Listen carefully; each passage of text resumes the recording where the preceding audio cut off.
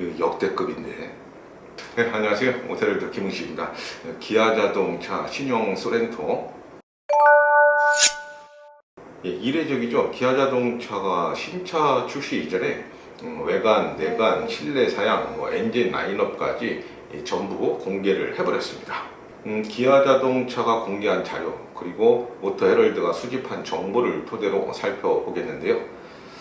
셀토스를 키운 것 같다는 얘기가 나오네요. 닮은 것 같기도 하고, 그런데 이 기아자동차뿐만이 아니고 브랜드 대부분이 하나의 이 통일성을 가져가는 것이 요즘 추세이기도 합니다. 기아차도 다르지 않습니다. 우선 이 사이즈 변화부터 살펴보겠습니다. 현대 기아차에서 처음 사용하는 신규 플랫폼이 적용이 됐죠. 오버행을 최대한 짧게 설정하고 힐 베이스를 최대한 길게 잡아놨습니다. 전장은 10mm 길어진 4810mm, 큰 차이는 없죠. 그런데 힐 베이스는 35mm나 늘어난 2815mm니까 전장 대비 힐 베이스가 상당히 많이 늘어났습니다. 이 사이즈 비교를 한 걸 보면은요, 신형 소렌토는 기존 소렌토에 비해서 힐 베이스가 한 35mm 늘어났고요. 2열 레그룸이 한 93mm 확장이 됐습니다. 요걸 기준으로 했을 때 사실 2열의 헤드룸을 빼면은 산타페나 QM6보다 전부 재원, 수치 재원이 좀 월등합니다. 우세한 어떤 그런 특징을 갖고 있습니다. 그러니까 경쟁 모델에 비해서 차체의 크기는 물론이고 실내 공간을 구성하는 여러 가지 사이즈 재원이 확실히 우위에 있다는 것을 알 수가 있습니다. 신규 플랫폼 N3, 프로젝트명이 N3네요. 신규 플랫폼이 적용이 되어 있는데 차체의 어떤 강성이 상당히 높아졌습니다. 그런 차체 강성이 높아졌다는 것은 안전성이 그만큼 향상이 됐다는 걸 의미하겠죠. 플랫폼의 어떤 강성이 높아지면서 MVG 성능도 당연히 좋아졌고요. 또 라이드 핸들링, 그러니까 차체의 어떤 조향 성능 같은 것들이 상당히 견고해지면서 좀 더 안정적인 주행 능력을 보여줄 것으로 보입니다. 비틀림 강성이라든가 이런 것들도 상당히 개선이 됐다고 얘기를 하고 있습니다. 자, 전면 디자인부터 한번 살펴보겠습니다. 경계를 넘어서는 보라더스 디자인. 타이거 노즈 그릴이 이 헤드램프하고 쭉 연결이 되어 있고요. 이 주간 주행등은 호랑이 눈매를 형상화한 것이다, 이렇게 설명을 하고 있는데요. 저만 그런가요? 좀 순한 호랑이 눈매 같아요. 안개등의 형상, 그리고 위치도 아주 독특하죠.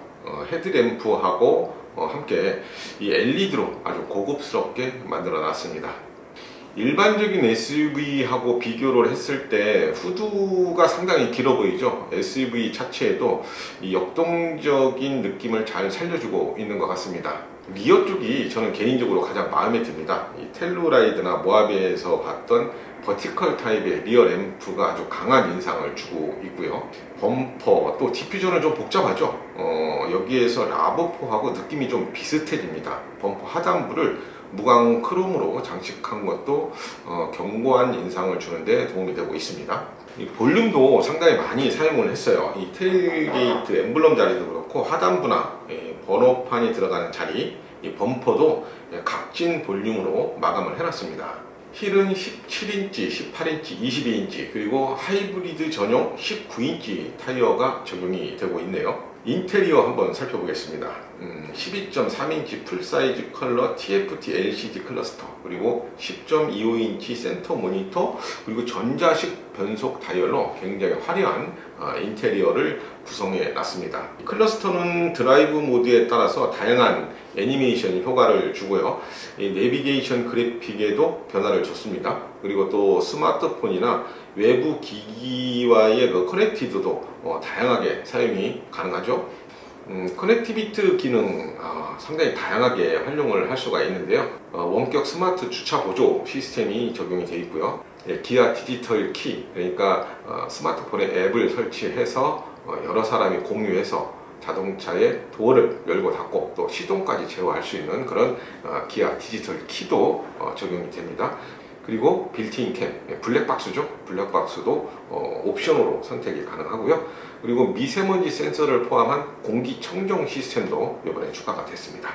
이 스마트폰처럼 손가락 두 개로 화면을 좀 확대했다, 축소했다 이렇게도 할 수 있다고 합니다. 그 에어벤트도 이 듀얼로 되어 있죠. 이 베젤 디자인을 보면요, 안쪽에 도어 핸들이나 또 센터부의 여러 구성 요소가 마름모꼴로 디자인에 통일감을 주고 있습니다. 다양한 색상으로 표현되는 크리스탈 라인의 무드 라이팅도 적용이 되어 있고요. 2열의 변화도 큽니다. 이 도어 암레스트하고 컵홀더, 또 팔걸이가 있는 두 개의 독립 시트가 적용이 되어 있는데 3열은 어떨지 실제 탑승을 해봐서 좀 살펴보는 것도 필요할 것 같습니다. 시트 베리에이션도 다양하게 구성이 됐는데요. 러기지에 있는 전자식 폴딩 스위치나 또 워크인 스위치로 공간을 자유롭게 꾸미고 활용을 할 수 있도록 해놨습니다. 첨단 편의 또 안전 사양도 최고 수준으로 적용이 됐죠. 간편 결제 기능이죠. 기아페이. 이게 있으면 뭐 주유소 같은 데서 앉아서 차에서 내리지 않고도 뭐 또 그냥 자동으로 결제가 가능하다고 합니다. 또 스마트폰으로 먼 곳에서도 차량 주변에 뭐 무슨 상황이 있나 뭐 이런 걸 확인해 볼 수 있는 리모트 360도 뷰도 이번에 적용이 됐습니다. 음성 인식으로 공조 장치나 오디오, 뭐 내비게이션 기능을 사용할 수 있는 그런 기능들은 이전에 뭐 신형 K5에도 적용이 돼 있었죠. 그리고 뭐 하차후 최종 목적지, 홈투카, 카트홈 이런 아주 다양한 기능들도 신형 소렌토에 적용이 돼 있습니다. 기아 자동차 첨단 운전 보조 시스템이죠. 드라이브 와이즈 선택이 가능한데 이번에 기능이 몇 개 추가가 된 게 있습니다. 이 다중 충돌 방지 제동 시스템이라고 해서 충돌 사고가 났을 때 자동으로 제동을 해서 2차 사고, 그러니까 사고 후에 발생할 수 있는 2차 사고를 예방할 수 있는 그런 기능이 포함이 됐고요. 후진을 할 때 후방 장애물을 감지해서 안전하게 이동을 할 수 있도록 하는 그런 기능도 추가가 됐습니다. 파워트레인은 가솔린 터보 하이브리드 그리고 디젤 두 개 라인업으로 구성이 됐습니다. 스마트 스트림 D2.2는 202마력 45.0 토크를 발휘하고요. 이 스마트 스트림 터보 하이브리드는 230마력 그리고 35.7 토크의 성능을 발휘합니다. 국산 SUV 최초의 하이브리드 모델에 관심이 많죠. 하이브리드 모델답게 17인치 힐 5인승을 기준으로 했을 때 복합 연비가 15.3km/L나 됩니다. 굉장한 연비죠.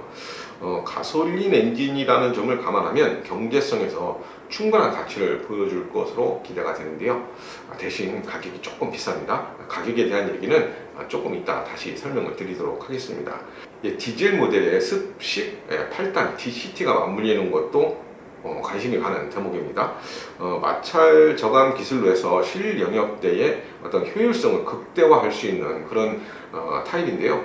이걸로 뭐 5인승 18인치 휠 그리고 2륜 구동형을 기준으로 했을 때 복합 연비가 14.3km/L나 된다고 합니다. 14.3km/L. 이 하이브리드 모델하고 함께 디젤 모델의 복합 연비도 상당히 높은 수준에 도달해 있다는 것을 보여주고 있습니다. 엔진이나 뭐 변속기 그리고 뭐 하체의 어떤 특성이나 이런 것들은 실제 주행을 해봐야 알 수 있는 것들이니까요. 그런 것들은 나중에 또 추가적으로 설명을 드릴 수 있도록 하겠습니다. 자, 외장 컬러는 스노우 화이트 펄, 또 에센스 브라운, 미네랄 블루, 플라티늄 그라파이트, 오로라 블랙 펄 이렇게 5개로 구성이 되어 있고요. 실내는 블랙, 또 셔틀 브라운, 그레이 3개로 구성이 되어 있습니다. 자, 가격. 신형 소렌토는 5인승, 6인승, 7인승으로 이렇게 구성이 됐는데요. 일단 사전 예약을 하면서 시작 가격이 3,070만 원대로 공개가 됐습니다. 기존 소렌토가 2.0 가솔린 기준으로 했을 때 2,800만 원대부터 시작을 했으니까 가격 인상폭이 의외로 좀 크다고 볼 수 있습니다. 2.2 디젤도 2,890만 원대였거든요. 자, 이제 5인승 기준으로 해서 3,070만 원부터 가격이 시작한다라고 말씀을 드렸죠. 그런데 뭐 프레스티지는 3,360만 원, 노블레스는 3,660만 원, 시그니처 최고급형이죠. 3,950만 원. 이게 7인승으로 하게 되면 4,250만 원, 4WD 기준으로 하면 4,200만 원대가 훌쩍 넘어갈 것 같습니다. 터보 하이브리드 시작 가격은 3,520만 원인데 이 최고급형인 이 시그니처 4WD를 기준으로 했을 때는 4,370만 원. 이게 시그니처 7인승 기준으로 했을 때 4WD가 적용이 되면은 의외로 또 가격 차이가 그렇게 크지 않은 것 같아요. 한 120만 원 정도 차이가 납니다. 예상 가격으로 봤을 때 120만 원 정도 최고급형 시그니처 4WD 기준으로 한 120만 원 정도 차이가 나고요. 여기에다가 이제 트림별로 여러 가지 선택 옵션이 운영이 되죠.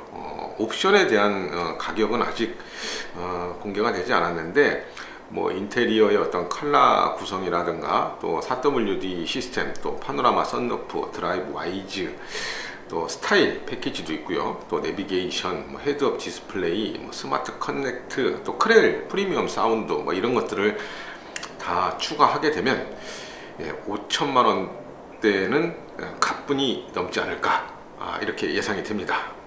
가격에 대한 반발은 좀 있지 않을까 이런 생각이 좀 듭니다. 트림은 디젤이 트렌드, 프레스티지, 그리고 노블레스, 그리고 시그니처로 구성이 되어 있고요. 하이브리드는 트렌드는 빠지고 프레스티지부터 시작을 합니다. 자, 지금까지 신형 소렌토의 디테일에 대해서 좀 살펴봤는데요. 외관이나 실내 구성의 완성도는 상당히 좀 높아 보입니다. 안전이나 편의 사양도 꽤 풍부해 보이는데요. 하이브리드 모델에 대한 반응이 어떨지, 또 가격에 대한 저항이 어떨지가 시장 반응에 어떤 승패를 가를 것으로 보입니다. 오토헤럴드는 제네바 모터쇼 현장에서 신형 소렌토를 처음 만나게 될 것 같은데요. 그때 더 좋은 이미지 그리고 영상으로 다시 한번 소개를 해 드릴 수 있도록 준비를 하겠습니다.